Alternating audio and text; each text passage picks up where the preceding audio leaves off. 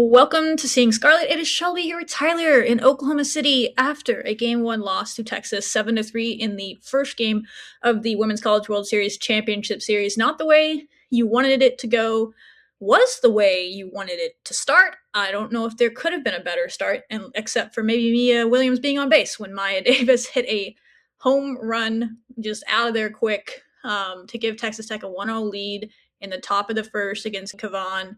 She did her thing. We told you in the preview that Maya Davis has had success against her.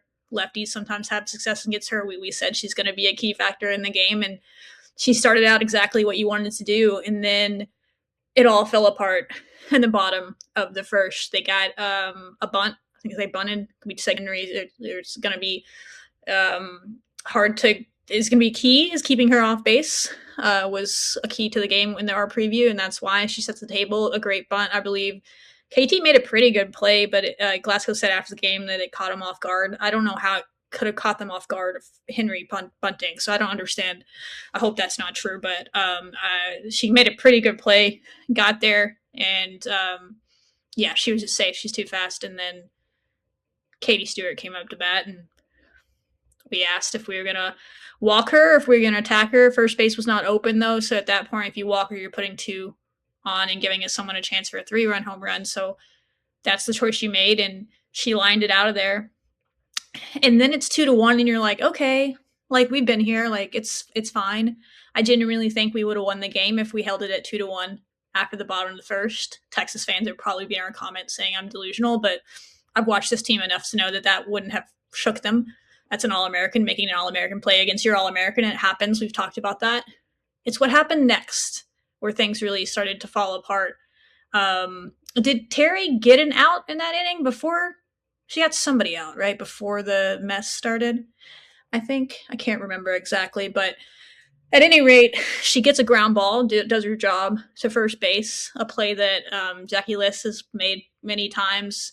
Just goes off the end of her glove, bounces over to Taylor, whoever that was for Texas, gets on base. And then there's a fly ball to left field. It looked like, Desiree Spearman was already playing pretty far in to begin with against Altmaier, which Glasgow said after the game he doesn't understand why we were playing that far in. We were playing her like a slap hitter, he said. He said she's a 3-hole hitter. He's like, maybe not for them, but we played her at Arizona last year. She was Arizona's 3-hole hitter. Like, we know who she is and what she's capable of, and we were playing her like she was a slap hitter. It kind of looked like Spearman maybe took a step in. I'd have to go back and watch it. Either way, she was pretty far in to begin with. Got over her head, and then 2 runs scored on that. So you gave up 3 runs extra other than the 2 runs in the first inning. And it was those 3 runs that were the really bone-crushing ones to me. I genuinely think Texas Tech would have found a way to win the game. Maybe Mia Williams' home run later is something that gives you the lead, and it changes the whole tenor of the game. It was just a gut punch in a way that you don't want to have on that stage. And we're good. We're good about fighting back and all those things, but you put yourself in a 5-1 hole against Kavan, and it's a tough life. But I don't know. I genuinely thought that for 6.5 innings, we played pretty good softball. There's some mistakes we'll run through, but for the most part, 6.5 innings of the game would have been, or I guess 6 innings because you didn't play the bottom half of the 7th, but 6 innings you played winning softball for the most part, and enough to win. It literally the bottom of the half. First inning is just, you couldn't overcome it. So that's the good and the bad of it.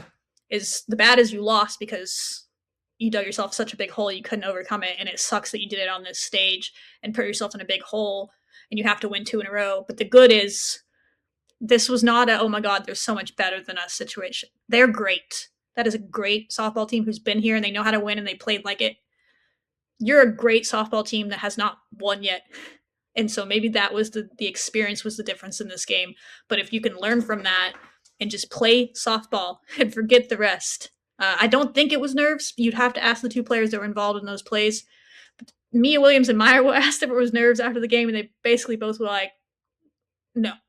It wasn't for them, at least. I just, defensive positioning, some question marks on if that was where the coaches told them to be or if they were just out of line. But that's kind of the overall thoughts for me. Tyler, if you have any, go for it, and then we can show Jerry Glasgow's full opening statement. And then Tyler has all the notes and all the things. He's going to break it down and tell you how we're going to beat Texas tomorrow at 7 p.m. on ESPN.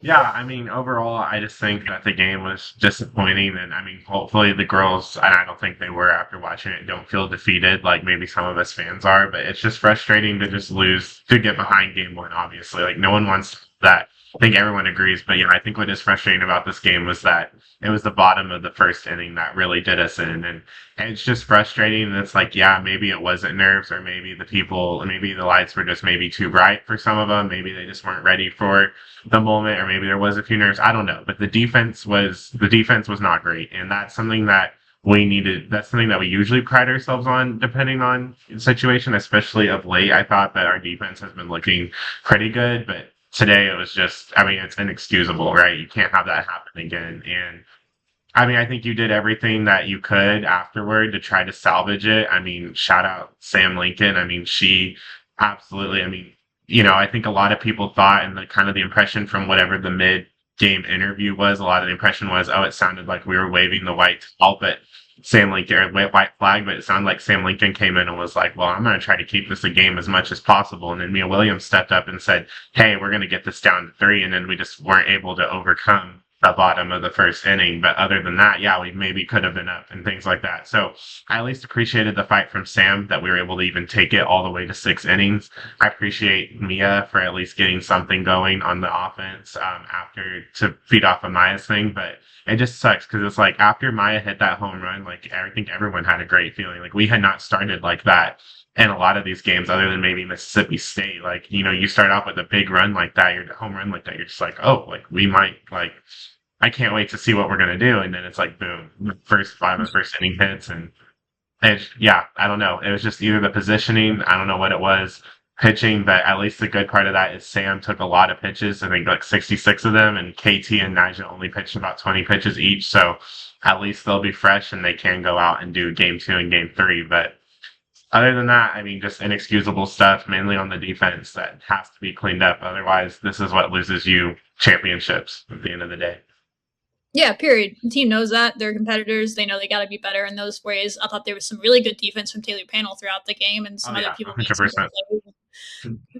Some people made really good plays, and then they made bad decisions after the good play, and it's just stuff you can't do if you're going to win on this stage. And we'll see if they learn from it quickly or not. We know that they have it in them to bounce back. They've done it all year. But here's Jerry Glasgow's opening statement, and then we'll kind of finish our thoughts and what's ahead tomorrow. Tremendous crowd, tremendous environment. Very exciting to take the field tonight, and I was really hyped about the game. I thought we got off to a good start. Maya hit the home run and had us 1-0. I was excited, and then we just lost momentum completely. A bunt, I felt like we weren't ready for the bunt. We didn't anticipate it. Then you get Kelsey Stewart up, and she's having an unbelievable year, and she did what she's been doing all year. She's so clutch. Just a great hitter and having a great season. And then we just couldn't get out of the inning. It felt like we were out of position over and over on defense. We had plays we could have made, and I don't know exactly. I've got to watch it. You look at the scoreboard, it said no errors, but I thought we misplayed several balls that we should have had outs on, or we weren't in the right position. And that inning got away from us, and we're down. All of a sudden, we go from up 1-0 to down 5-1, and we just couldn't get a momentum back. Kavan was on and really good, and I thought Mia gave us a lift. Jazzy got a walk, and then Mia gave us a home run and give us a chance there. But we'd already lost one. We'd let them have one more run, and bottom line, they just beat us tonight, and it was their night. It's really not that deeper than that. I think everybody in the post game felt the same way, from the players to the media. There wasn't a ton of things to like nitpick or sit here and ask questions about. Everybody knew what just happened. You dug yourself a giant hole in the first inning by making two. They didn't even call them errors, like he said. I don't really know how we got out of that without errors. Outfielders basically have to commit murder to get an error. We've talked about that before, so I get that one not being an error. But yeah, I guess they just thought it was a tough play for Jackie to get to it. And I haven't seen the replay, and I was standing in the camera well, and so I'm like line directly with Jackie, so she might have been farther away from that ball than it looked like to me. So I thought she was going to make the play. He's saying she's out of position again. I'd have to go back and watch the replay too, and I haven't had a chance to do that. But either way, they know the mistakes they made, and they know that they can't get away with that again. So shout out Sam Lincoln. I agree. Big stuff. When he put her in the game, I kind of understood it at that point. There was differing opinions amongst the media, amongst fans. I totally get that. Everyone can have their opinion. There's people that felt like they were waving their white flag and the team was, that's sending a bad message to your team and all those things. But I just like to remind you that they put Sam Lincoln in when they were down 4-0 against Ole Miss in that first game against them in the regional, that they ended up coming back to win that historic comeback. Sam was the person that was in there. They did the same thing. I know there's been a lot of new people that are watching Texas Tech softball that maybe skipped that moment until they came back to win. But it's not. He's done this before, and that's Sam's job on the team in the postseason. And she more than did her job.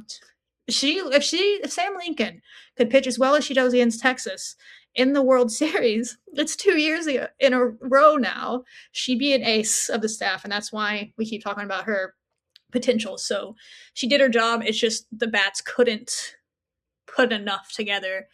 Glasgow talked about how he felt like there was some people actually putting together some good at bats, but there was a couple times we swung on what would have been ball 4, like we were forcing her into deep counts. Maya Davis, who is always short with her answers in the post game, but I always appreciate her. She's no bullshit, and she said, we just can't swing at so many balls. Like, we can't swing at so many balls out of the strike zone, when they kept asking her what makes Kavan so good. And they both were like, yeah, of course she's good. But Maya was like, we got to stop swinging at balls. Like, and she's not wrong. And there's a few people that did that. So, but yeah, I thought Jazzy Burns put together quite a few at bats. She had one of those at bats where she probably swung at ball 4 later in the game, but she had walked to get on base to set up Mia Williams. I didn't hate the lineup necessarily. The way it was structured, I still don't understand the Desiree Spearman of it, to be honest. And that's nothing against her. I just didn't understand the matchup. And then the left field of it really came back to bite you. That's her first start all World Series. And so it's a big moment to put in there, but they believe in her and in her future. So I'll trust them on that. But they put Lowen in there. She didn't have a great at bat herself, but she is the better defender. So I do wonder if we'll see Logan out there, or maybe Terry if Candy's in the circle tomorrow. But just some interesting choices that are easy to second guess now because they lost. But it's a series. This team hasn't lost 2 games in a row all year. They were quick to say that in the post game. This team has not lost a series all year. They didn't mention that, but we all know that. And we've said multiple times this team is built to win series. They're built to win series. And you didn't even use your big arms much in this game. And so you absolutely can win 2 in a row. And Sam did their job, and your bats and Mia did their job to make Kavan stay in there for the full game. And so now Texas has to make the choice tomorrow. Do we let Kavan go out there and win it for us so we don't go to game 3 like last year and give Texas Tech momentum and hope? Because we know what Texas Tech can do with a little bit of hope. They showed that all postseason. Or do they go to Satali Gutierrez and save Kavan for game 3? I kind of think that's what they're going to do because we talked about that. They've been doing that in elimination games, so like I don't know why they'd shake it up now, but they were pretty core in the post game. I'll say this: Kavan wants the ball, but that's every competitor because she wasn't asked if she was pitching tomorrow, but someone was asking if she would need to change anything since Texas Tech started getting to her later in the game, and she did give up 2 home runs. And she said, yeah, well, everybody in their lineup can hit home runs. It happens, all those things. You just keep going. But she's like, maybe I will need to change some things tomorrow because of that. She said the word tomorrow. So if you ask her, she's all about pitching in the next game. But when Mike White was asked about it, he said, well, I'm going to keep my cards under my hat or something. And I'll look at that tonight. We'll get back to you. So I don't know. What's your gut feeling, Tyler? Who do you think's starting for Texas tomorrow? I kind of think Gutierrez, but if they want to be brave enough to start Kavan and we get to her, then you're really in a good spot going into game 3 if they're going to take that risk. Yeah. But we'll see. Yeah, I think you go with Gutierrez. I mean, because at the end of the day, I mean, she is still a really good pitcher. And I mean, you saw what she was able to do against Tennessee to get them to go even into that second game. I just don't see any reason that you risk it with Kavan and have her throw out with a tired arm. But if they want to get greedy, I mean, let them have at it. I mean, I think ultimately at the end of the day, you know, your game plan going into Harlem is I'm be interested to kind of see what we do with Katie Stewart ultimately, because it seems like she was one of the only ones that really was hitting like well, obviously today with power. And I think if you take out that thing and your defense cleans up, then I think Texas is in trouble. As far as they go offensively, right? Because I think that that just gave them a lot of momentum and our defensive errors screwed them over. But that's what I'm interested in. But as far as like how our hitting's going to go tomorrow, I think what's important about Gutierrez is she's a drop ball pitcher, which I know that we've kind of struggled against that, but we've also done better against that of late. Brisky, I think, was a drop ball pitcher, and we saw what we were able to do with her. We've seen a You know, lot. Yeah. yeah, but I mean, throws the drop ball 48% with a 12% whiff rate, an off speed curveball at 39% with 22% whiff rate, and then a changeup at 9% of the time. But it does have a 45% whiff rate. I think honestly, if we hit any home runs off of it, it might be off of that off speed curveball. Potentially, if we can get our timing right, I think that that might be something that we could take advantage on. And I think it's also important to note that against right-handed batters, they only have a 199 batting average against her and 333 slugging. But the big thing is your left-handed hitters are going to have to be huge in this because they have a 305 batting average and a 427 slugging percentage. That's what Gutierrez has against left-handed hitters. So Yep. Lauren, right? KT, She'll have a tough night, but she'll have a yeah, good night. It goes against her. Yeah, KT. sure we Will have Lauren. Yeah. Logan gets some at bats. Haley was 0 for 2, but she almost had a home run right before Mia Williams hit a home run. So you almost went back to back on Kavan. It just hung up at the wall. She was at least getting it some good Oh yeah. contact. No, I So thought I don't. Tony's She at didn't bats strike tonight out. looked really good. Yeah. Yeah, so she'll be hitting. It'll be interesting to see how much they pay attention to those numbers and who does or doesn't start because of that. But you got to wait to see who they're playing. So it'll be a game of chess, if you will. Mike White was asked after the game about how he prepares for going into a game with Texas Tech when they have the pitching and changes, and he said our game plan was simple: to make them make as many changes as possible. Because if you're hitting well against the pitchers, that's when he's going to start making changes. And so he said they can make as many changes as they want. That's basically what we want them to do. So yeah, I would think Kennedy's going to get the start since she didn't tonight, and you're going to get a Najee Kennedy legacy performance like you did against Alabama. But you're going to need the offense to show up as well because they're pro. I mean, I hope she shuts them out. She's capable of it, and we saw her do that last year against them for much of the game as well. So it's in her to do it, and this is I know she wants the ball. I know she's ready to go and to carry her team. And again, Caitlin Terry, the line does not look good at all, but if those plays are made behind her, I think it's a different game. So it's tough. Mike White talked about the pitching machines, hitting machines himself, and he said it helps when you have these machines that you can dial up to exactly what Caitlin Terry and Najee Kennedy do. So our hitters are pretty confident against them because they see it, they've seen it in practice. So it's going to be best against best. They know what you're going to throw. They've been timing your speeds up on the machines just like you do to them. You got to find a way to beat them. And again, I think there was a little bit more solid contact than maybe Glasgow felt, but he said he felt like the only truly well hit ball, like hard hit ball, was the Katie Stewart home run, which maybe he's not wrong. They only had 7 hits, and at least 3 of them were like infield hits. So yeah, it wasn't like they were bashing them around. It was just like you weren't making simple plays, and they were taking advantage of their speed. So they played a great softball game, and you did not, and you lost. But it's really just the bottom of the first inning. You played good softball for 6 innings. You could have won the game. So it wasn't as outmatched as it looked, but that's how I can get away from you. So we'll see who they throw. I think it'll be Kennedy versus Gutierrez if I had to guess. That's really gutsy of them if they throw Kavan out there a day after throwing over 100 pitches. Because if they do lose, then you're asking Gutierrez to win you game 3 because you're not going to put Kavan in there 3 days in a row, most likely. So we'll see how they played it. It's hard to know because they've been losing game 1 of late, and then they've been the team that's had to battle back. So now Texas Tech has won game 1, so we'll see if they use the same strategy, put another girl in and saving Kavan for the next one, or if they're like, let's go for the kill. If Texas Tech wins game 2, I think they'll win the national championship. But they have to show that they can play on this stage as a team and do what they do. And if they get that lick back, I think you put them in a game 3 when you have Kennedy, who didn't have to throw in a game one this year. It's a different scenario than last year. She'll be fresh enough. KT will be fresh enough, as well as Sam did in this game. To hell with it. Let's have a three-headed monster. If you get to game three, mix her in. It's the drop ball of it. We've talked about it before. They clearly have not prepared for Sam Lincoln, and we saw that in this game. Maybe they'll spend some time doing that, but it's all ahead of them. I think someone asked Glasgow, you have 80% of all winners have won game one. That means Texas Tech has a 20% chance. Texas Tech has been here, though. They only had a 14% chance to even be standing where they are right now after losing to Tennessee. Only 14% of teams had ever made it to the championship out of the losers bracket. Obviously, Texas did that as well.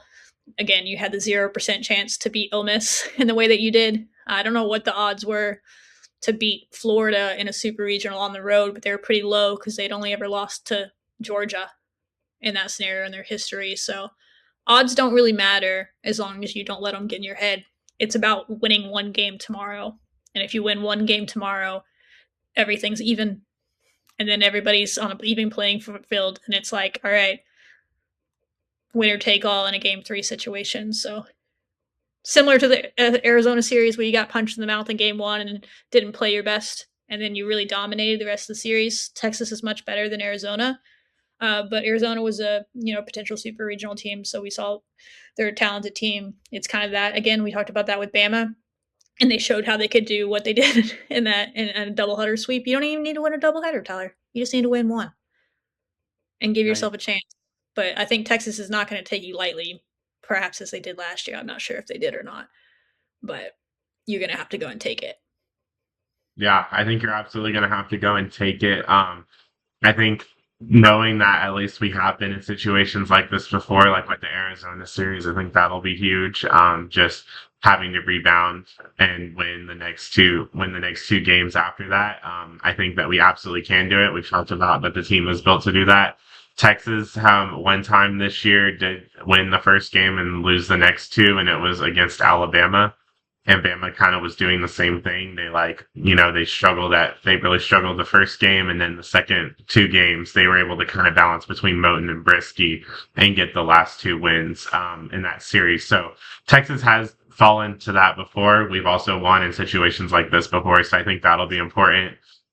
In the event that you do go on and you can win game 2 and 3, it'll the only team that has done that recently was 2021 OU, and it's kind of funny because I think that team that year kind of had a loss a little bit similar to ours. It was a lot of defensive miscues and just a lot of errors and things like that really put OU into a hole. And I think OU started out strong in that game too. I mean, Texas Tech has a really elite offense. I mean, we've talked about that. And I mean, once they get going, then it becomes contagious, right? So, I mean, I think that, it could very well turn into like that situation that happened in 2021. I think it's still very much possible for Texas Tech. It's just these players are going to have to want it. I think that now that they've gotten at least one game under the belt, maybe some of the newer people that are new to this stage, maybe even more specifically, some of your mid-major transfers, maybe now all those nerves are out of there and they're ready to go, right? So I don't know. I'm excited to see what our game plan is tomorrow. I'm interested to see if Texas is gonna go with the gutsy call and try to go with Kavan. I don't think that they do, and I think that's when you need to capitalize on it. Yeah, Gutierrez is still a really good pitcher, but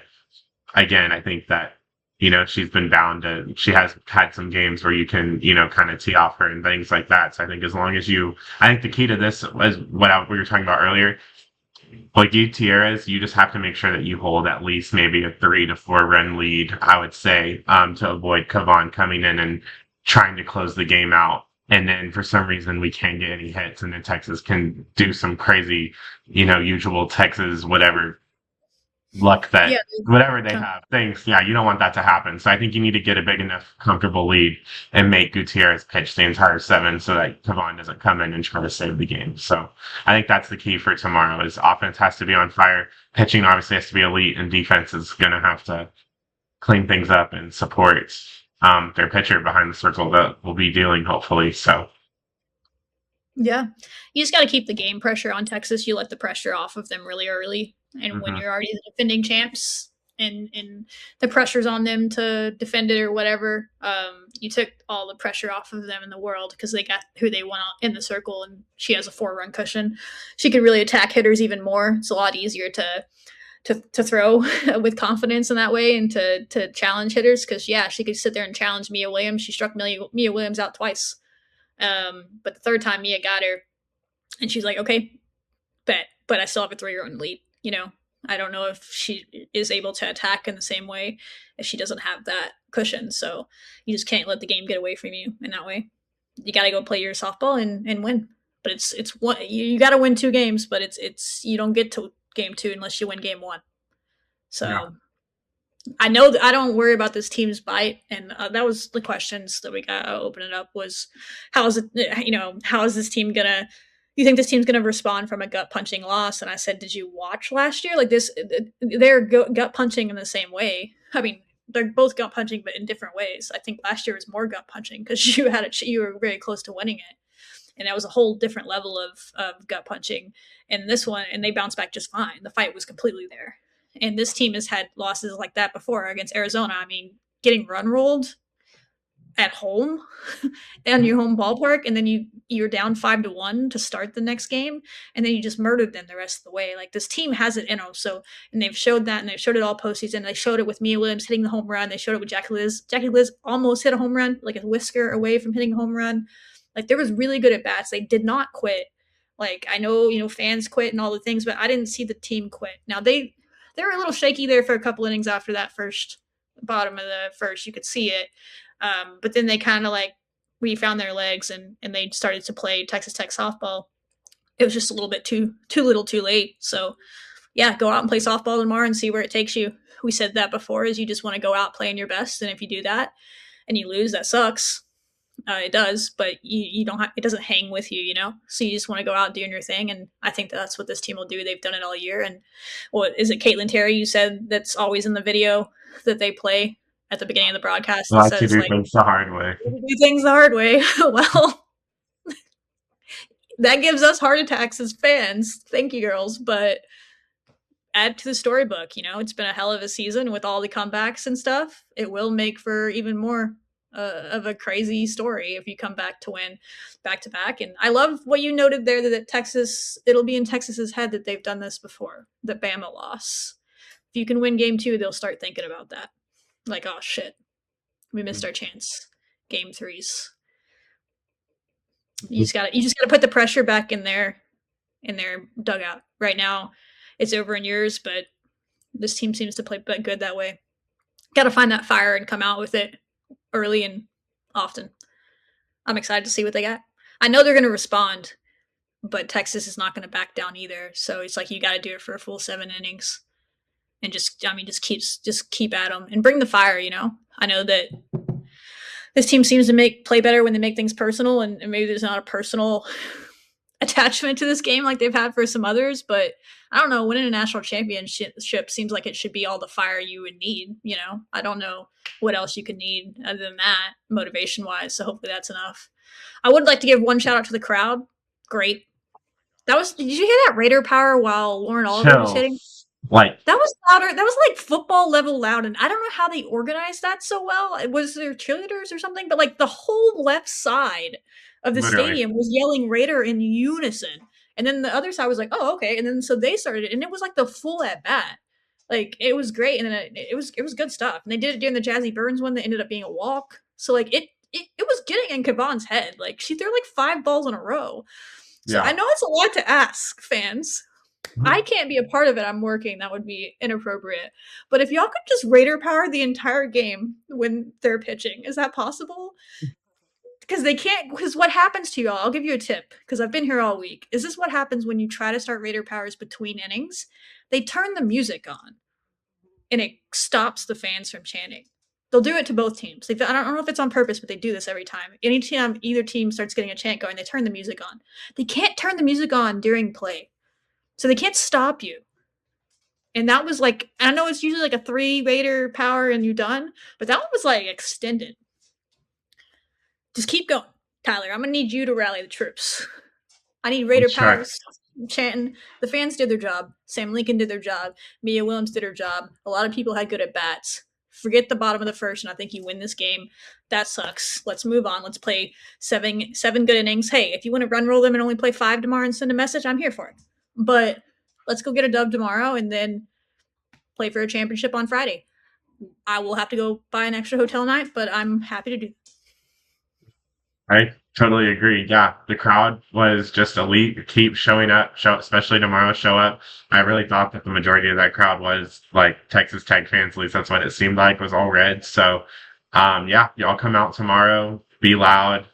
Push this team to victory, and hopefully the team shows up fired up. I think there's also something to be said that I know last year we were able to win after what was really, really gut punching. But I feel like that there's also something to be said like I just felt like there was a certain point in the game where you're just like trying to climb out of the hole, but at least you were just kind of in the hole for such a long time that there was not really just that first inning was gut punching. So they had a lot of time to really kind of sit there and feel it Yeah. and just kind of take it through versus like something that was as emotional as what happened last year and quick and you have to respond so quickly. Like at least they had time in the dugout to kind of process, oh yeah, we made those They mistakes. We need were to get it together.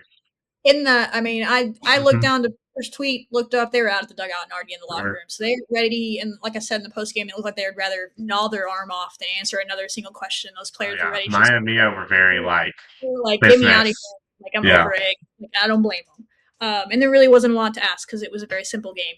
You kick the ball around the bottom of the first. If you don't do that, it's a whole other game. There wasn't a lot to nitpick or whatever. That was the game. You played good softball, good at bats. You challenged Kavan. You didn't look out of place for the most part. You're right there. You just can't give up three, what should have probably been unearned runs. And it's a different game. So we'll see if they come out and do what they do tomorrow. I'm excited to watch them. Another chance to fight for each other. Fight for the family seems to be the new thing as well. And give yourself another day to play together. Yeah, why not us? No, so we just wanted to play every possible game we could together. That's all it is. They love each other so much. They wanted to go through the losers bracket to get an extra couple games, and they wanted to play all the way to Friday. That's all it is. Right. That's what they want to do. What they want to do. All right. If you are going on the game, by the way, they will be the home team tomorrow. I think we said that. If not, they'll be the home team. They'll be on the third base side. Buy your tickets accordingly. And if you see us, feel free to say hey. Or don't. We'll be there. Y'all better be there.